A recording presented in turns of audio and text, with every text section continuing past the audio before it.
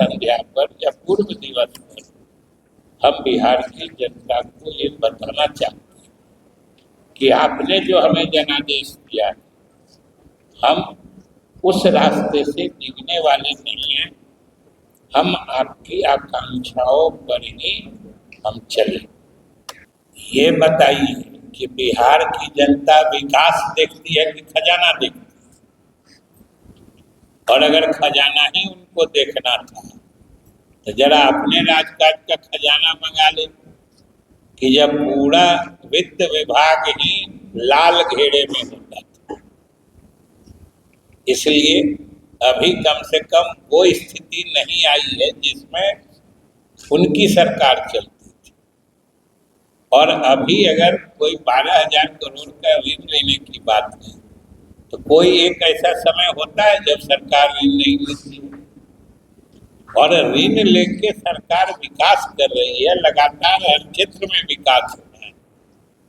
तो ये तो ऋण लेने की उपयोगिता, सार्थकता और औचित्य बताती है। तो ऋण लेके तो काम सरकार करती ही है, तो इसमें क्या आश्चर्य की बात है।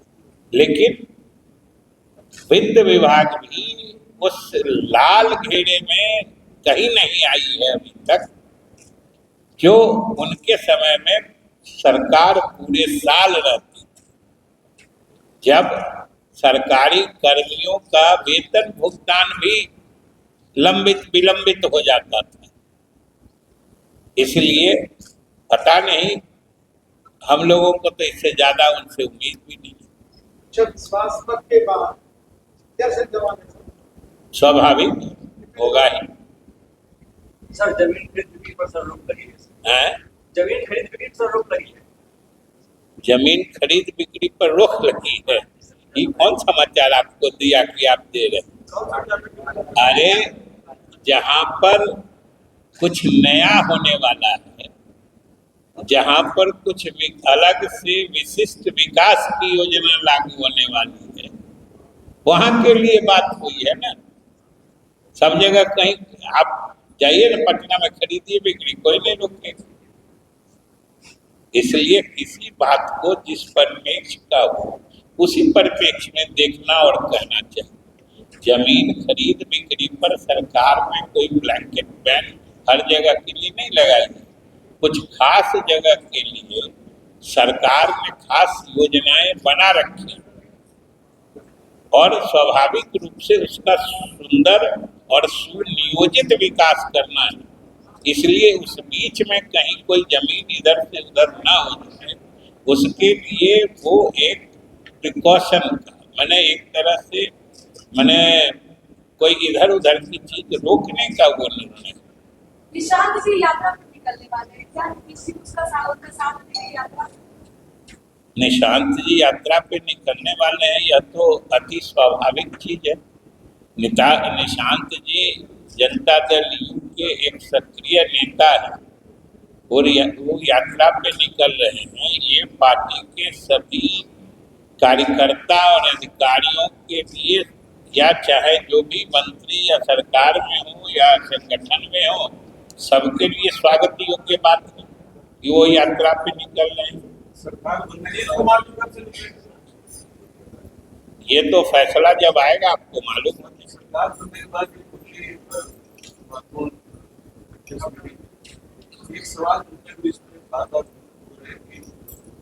ये तो हम समझते हैं कि बिल्कुल स्पष्ट है, इसमें तो किसी को कोई दुविधा नहीं होनी चाहिए कि अभी तक मुख्यमंत्री जी श्री नीतीश कुमार जी जनता दल यू की तरफ थे और मुख्यमंत्री जी ने ही फैसला लिया कि इन लोगों ने इतने दिन तक बिहार में हमारा साथ दिया है। जब हमारी सीटें कम आई, 2020 को याद कर लीजिए, चुनाव की पहली की बात, वो 74 थे, हम 43 थे। तब भी भाजपा ने हमको मुख्यमंत्री माना था, हमारे नेता। तो मुख्यमंत्री जी ने कहा इतने दिन तक इन्होंने मदद किया है तो कुछ हम लोगों को भी मदद करनी चाहिए। सर 24 तारीख के बाद मंत्रिमंडल का गठन होगा तो शराब क्या पूर्ण रूप से बंद होगा सर या चालू? शराब कि किसी नीति को मंत्रिपरिषद के विस्तार या नहीं विस्तार से क्या लेना देना। किसी नीति को सरकार और मंत्रिपरिषद के विस्तार और घटाव से क्या मतलब है, ये बताइए। सरकार मंत्रिपरिषद का विस्तार होती है तो विस्तार होता है तो सरकार की नीति बदलती है। सरकार सब चेंज होगी ना, जैसे हमने एनडीए की सरकार सम्राट चौधरी सीएम बने बीजेपी से और जदयू से नीतीश कुमार, तो सरकार आपको किस पार्टी का समर्थन नहीं लगता?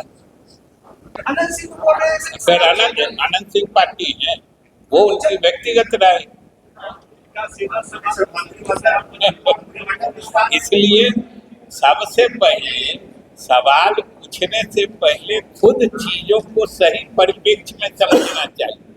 आज महिलाओं को लेकर बीजेपी के तमाम महिला नेत्री ने प्रेस कॉन्फ्रेंस करके उन्हें माफी नामा दिया भी, जदयू की कोई महिला उनकी नजर नहीं आई, कोई आपको मालूम है ना, इसको महिला आयोग की तरफ से नोटिस दिया गया है और महिला आयोग की अध्यक्षा जदयू से ही आती है।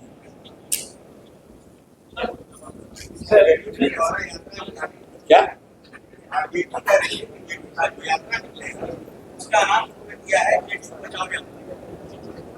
तो आप ऐसा करिए कि सब लोगों को सब चीज को अपने स्टैंडर्ड से नहीं मापना चाहिए।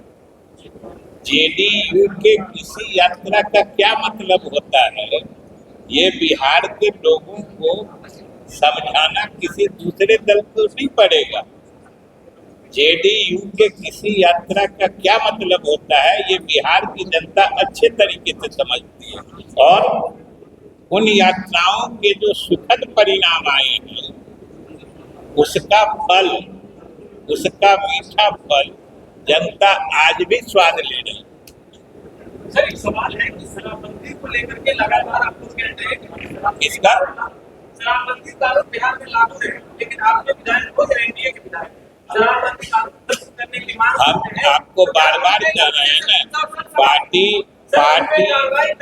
पार्टी सरकार और विधायक ये तीनों अलग चीज है ना। आप ये बताइए कि जो लोग भी बोलते हैं कि नहीं ये गलत बात है, उनको विधानसभा में जब कानून बन रहा था तो क्या किए थे? पहले अपने तो सोचिए। आप किसी चीज को खुद बिना सोचे नहीं पूछना चाहिए। सर बंगाल में चलिए आप हो गया।